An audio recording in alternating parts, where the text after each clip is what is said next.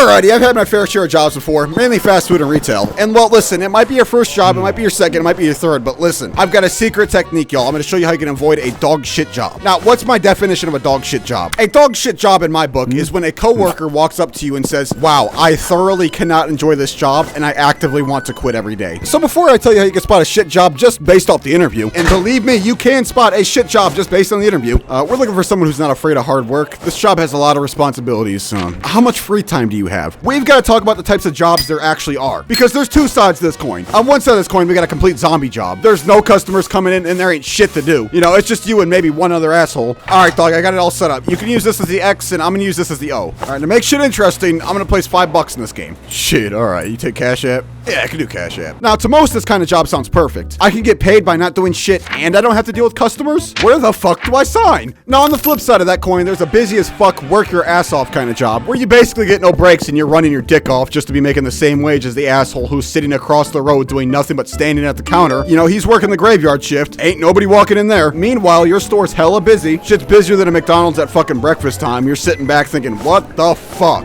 How much do I make an hour again? You get home and it feels like your feet just got shot by 3 bullets. Now, there's a little bit of wiggle room in between that, but if you're talking about fast food, there really isn't. That's the basis. You're either working a dead job or a busy job. Retail's a little different. You can kind of fuck off in the back and do your own thing. But we're not talking about which job is the worst job here. We are here to find out how a job is shit just based on the interview. And you know, I don't know about y'all, but there's been times where I walk into restaurants just to see grease and slop on the floor. You know, people running over it, slipping and falling, getting injured. Now, if I was there, I'd tell them to reach out to a legal team. For example, the one at Morgan & Morgan. I mean, just think about this for a second. You slip and fall, you ain't getting nothing besides a get up and get back to work. You're slacking on paid time. But instead of just letting it go, you could talk to someone like Morgan & Morgan, which is America's largest personal injury law firm. Yo, hey guys, I just got hurt and I need money. Give me money, please. These medical bills are crazy. And your insurance that you pay thousands a year for responds with, well, hey man, I'm sorry that happened to you. I can offer you a lollipop and a glass of milk if that makes it better. Well, no, it doesn't make it better. This still sucks. You need a legal team. Morgan & Morgan. They won't settle for lowball insurance offers. Recently, they secured remarkable settlements like $12 million in Florida, which was 34 times more than what the insurance company initially offered, and $26 million in Philadelphia, 40 times the original offer. They'll fight just as hard to win your case if you become their client. And guess what? The best part, you only pay if you win your case.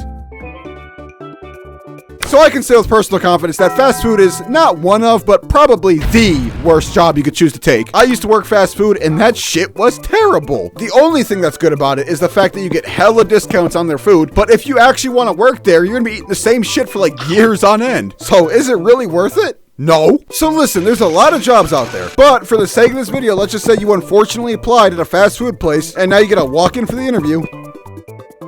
Hello, thanks so much for choosing Taco Bell to be your next exciting career path. Pause real quick, hold up. In this situation, when you're dealing with someone like this, you know, this unbearable, insufferable person, just off the first 5 seconds of meeting them, you need to ask them these questions. Hey, like, are you the store owner or the manager? You want to ask this because if she's the manager, oh bro, you're done for. Just get up and walk out. It's not worth it. She's gonna be here hating every day, fucking up your mojo. What's the point of trying? And you might be thinking, well, legit, maybe she's just having a bad day. You know, it is pretty early in the morning. Copium, straight bullshit, dog. You're drinking that fantasy frappuccino, dog. You might think they're having a bad day. You're just thinking to yourself, there's no way someone can be this much of an unlikable person. But no, there are people that are out there that are like that. So now you're stuck with this person as your manager. You're fucked, buddy. Should have stuck with the program, asshole. Now, back when I was working at the wall, there was a supervisor who was so bad, I swear to God, I'm not making this up. About 6 of us in our department alone, including me, reported her to the management, and nothing happened. Now, when I say bad, I mean terrible. I will never talk about my old Walmart manager in a video because if I did, first of all, none of you would believe me, and second of all, Walmart would file a cease and desist real quick. I'm telling y'all, when I was working there, I've seen this lady make some of our yellow badge coworkers cry. So if you really don't think having a bad manager or having bad employees matters, trust me, it does. It really, really does. So another thing to look out for in an interview is their clothes. I worked some places where I had to buy the whole uniform. They make you buy the whole outfit, like the shirt, the pants, the shoes, you know, the hats. The jobs that make you do that are typically shit. Not just because they make you spend $60 for a fucking uniform, but because the job itself doesn't actually feel like giving out $60 to hire you. That's how bad their turnover rate is. They literally don't want to waste $60 because they know you'll be gone in the next couple days. Okay, so I can probably get you clocked in Friday, and just so you know, you're gonna have to buy all the shit yourself, and that totals out to $120, paid in full now or tomorrow.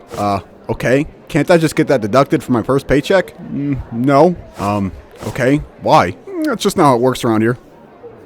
Okay, well, listen, because it's starting to sound like you expect me to pay you to work. Yeah, that sounds about right. And for some of you that are confused, if you're working in a fast food place, you're guaranteed gonna have to wear non-slip shoes. So that's why if you work at fast food, they typically make you buy shoes. But any good job is gonna buy you the actual uniform. So another tip, and I'm gonna make this one quick. I haven't worked too much fast food, but I've been in jobs that give 75% off any food you buy. And then there's other places that straight up don't give out any employee discounts. And those jobs are bunk. Jobs like those don't actually care about the employees. They just want to make as much money as they can. Not just from their customers, but from you, the worker. Now, my final tip to finding a good job, and this one's probably the hardest one to figure out, is snitches.